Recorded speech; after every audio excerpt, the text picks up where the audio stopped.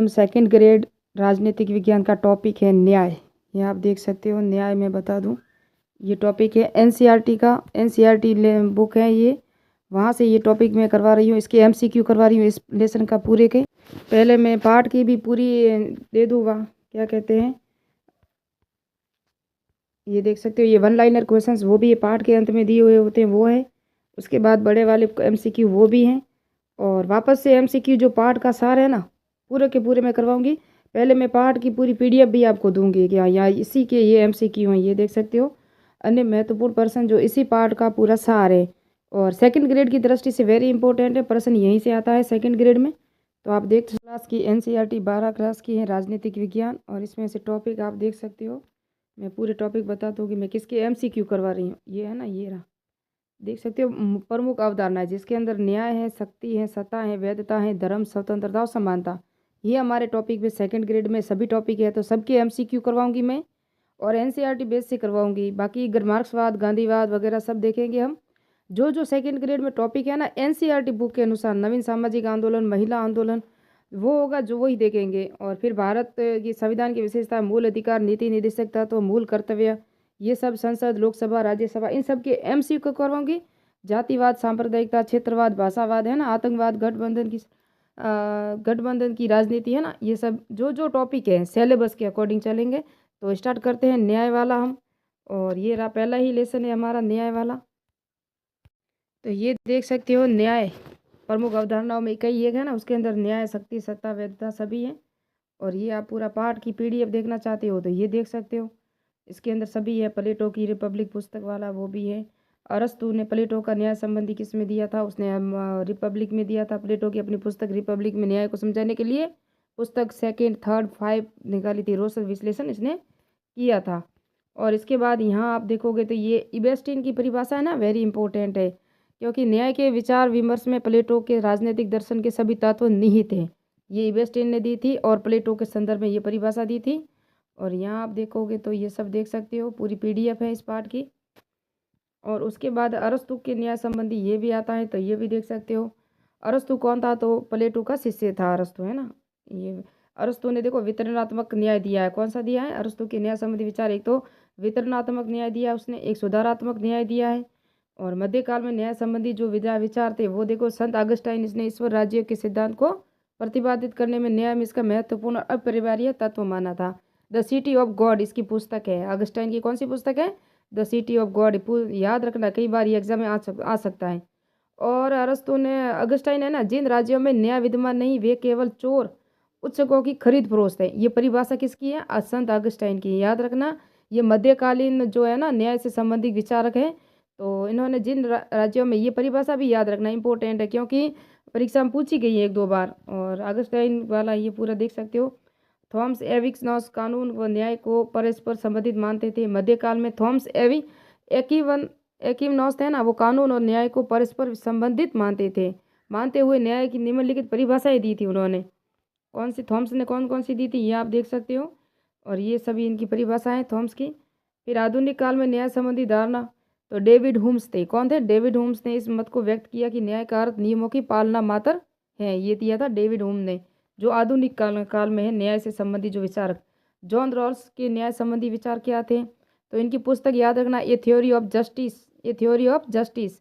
जिस तरह संत अगस्टाइन की थी ना, the God of city of God है, कौन सी ऐसी पुस्तक है ना। आगे देखेंगे, ये सब देखेंगे, ये सब मैं सिर्फ पीडीएफ बता रही हूँ आपको। और भारतीय राजनीतिक चिंतन में न्याय, भारतीय राजनीतिक में चिंतन में न्याय जो है ना, विद्वान धर्म की धारणा और प्लेटो के न्याय सिद्धांत में समानता है। और ये सब पूरे डिटेल से आप देखोगे, तो मैं सिर्फ एमसीक्यू करवा रही हूँ।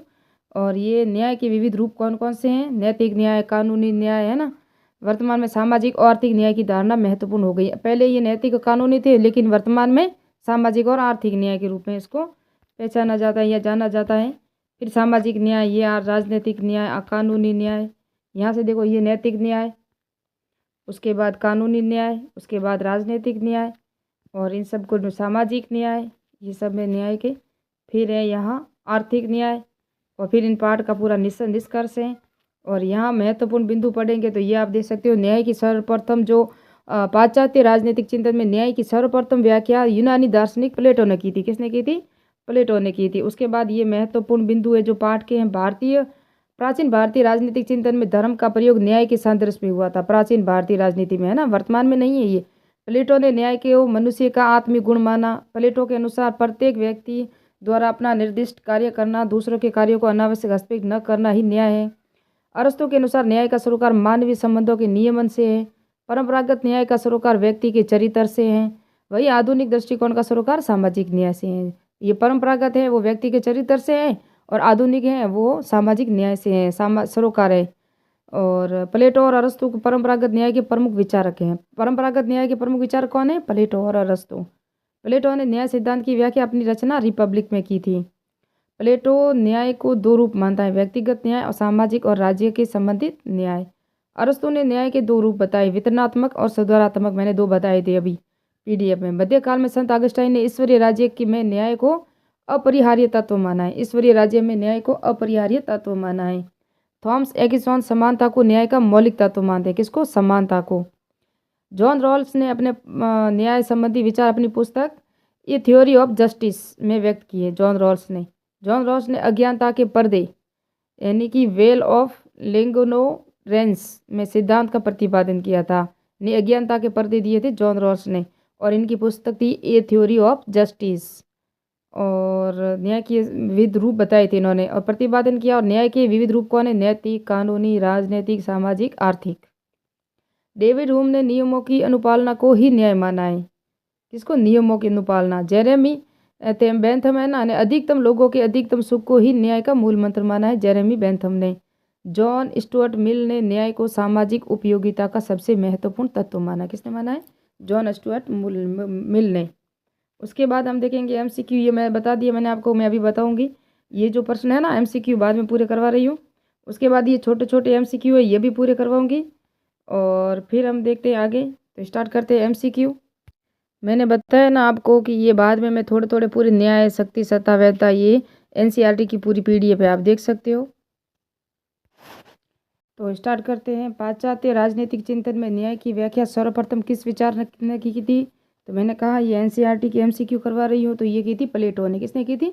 प्लेटो ने। वितरणात्मक न्याय की अवधारणा के प्रतिपादक कौन थे? तो अरस्तु थे। वितरणात्मक और सुधारात्मक दो थे। जिन राज्यों में न्याय विद्यमान नहीं है वह केवल चोर और उच्चकों की खरीद फरोख्त है। ये भी एनसीईआरटी की परिभाषा मैंने बताई थी अभी अभी।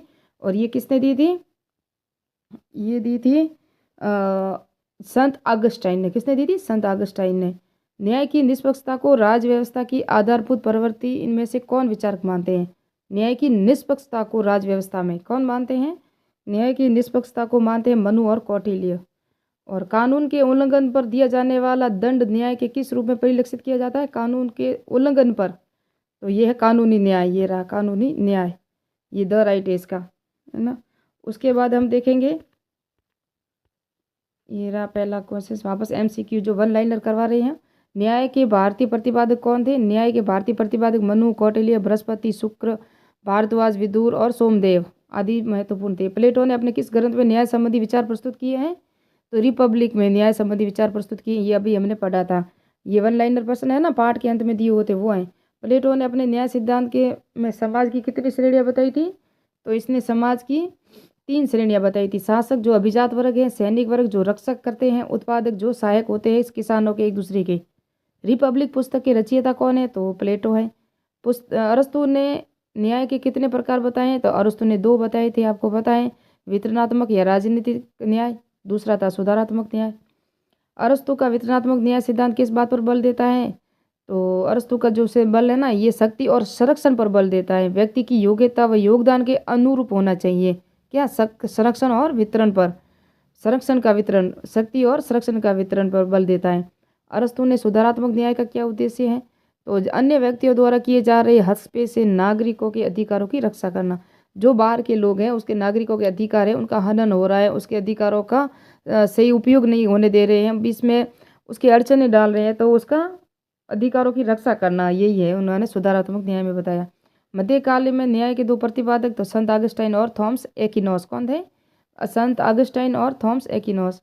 आर्थिक विषमता की किस बात के विचारक ने कही थी? आर्थिक विषमता की बात किस विचारक ने कही थी? तो आर्थिक विषमता की बात समाजवादी विचार कार्ल मार्क्स ने कही थी। अज्ञानता के पर्दे सिद्धांत के प्रतिपादन कौन है? तो जॉन रॉल्स हैं। कौन है? John Rawls. अभी हमने एनसीईआरटी में ही पढ़ देखा है। जॉन रॉल्स ने सामाजिक न्याय की स्थापना के लिए किस सिद्धांत की स्थापना की थी? तो जॉन रॉल्स ने सामाजिक न्याय की स्थापना के लिए 2 मौलिक नैतिक नियमों की स्थापना की थी। और उन्होंने 2 नैतिक कौन कौन से थे? अधिकतम स्वतंत्रता स्वयं की स्वतंत्रता की सुरक्षा के लिए आवश्यक है। जे व्यक्ति व राज्य ऐसी सामाजिक आर्थिक स्थितियाँ स्थापित की जाती हैं जो सबके लिए कल्याणकारी हो। सबकी प्रगति के उन्होंने अज्ञानता के पर्दे सिद्धांत का प्रतिपादन किया था जॉन रॉल्स ने। अब ये बड़े बड़े प्रश्न हम करेंगे नहीं, छोटे छोटे एमसीक्यू वाले थोड़े से और कर लेते हैं। ये थोड़ा सा आप देख सकते हो, परंपरागत दृष्टिकोण, उपयोगितावाद दृष्टिकोण, ये आप देख सकते हो। उसके बाद हम देखेंगे पूरा आगे जो, क्योंकि अगर आर एस मैन का दे रहे हो ना तो भी आपके लिए ये इम्पोर्टेंट है, इसलिए मैं ये सब बता रही हूँ आपको। और क्योंकि और फर्स्ट ग्रेड है फिर भी ये इम्पोर्टेंट है, क्योंकि एनसीईआरटी तो आपको पढ़नी ही पड़ेगी। रिपब्लिक निम्न में से किसके द्वारा लिखित है? तो ये भी हमने पढ़ा, प्लेटो। प्लेटो ने मानवीय आत्मा में विद्यमान तत्वों को किस नहीं शामिल किया है? इसके अंदर सत्य को शामिल नहीं किया है, तृष्णा है, शौर्य है, बुद्धि है, सबको किया है। न्याय सामाजिक संबंधों का नियमन है, ये किसने कहा था? तो न्याय सामाजिक संबंधों का है, वो अरस्तु ने कहा था, नियमन है ना। अभी कहा आगे हमने पढ़ा था। ईश्वरीय राज्य का सिद्धांत किन विचारकों में से किसके संबंधित है? ईश्वरीय राज्य का सिद्धांत, ईश्वरीय राज्य का जो सिद्धांत है वो दिया था संत ऑगस्टाइन ने। किसने दिया था? संत ऑगस्टाइन ने। निम्न में से किसे उपयोगितावाद का प्रवर्तक माना जाता है? उपयोगितावाद का प्रवर्तक कौन है? तो उपयोगितावाद का जो प्रवर्तक है वो जेरेमी बेंथम है। कौन है? जेरेमी बेंथम है।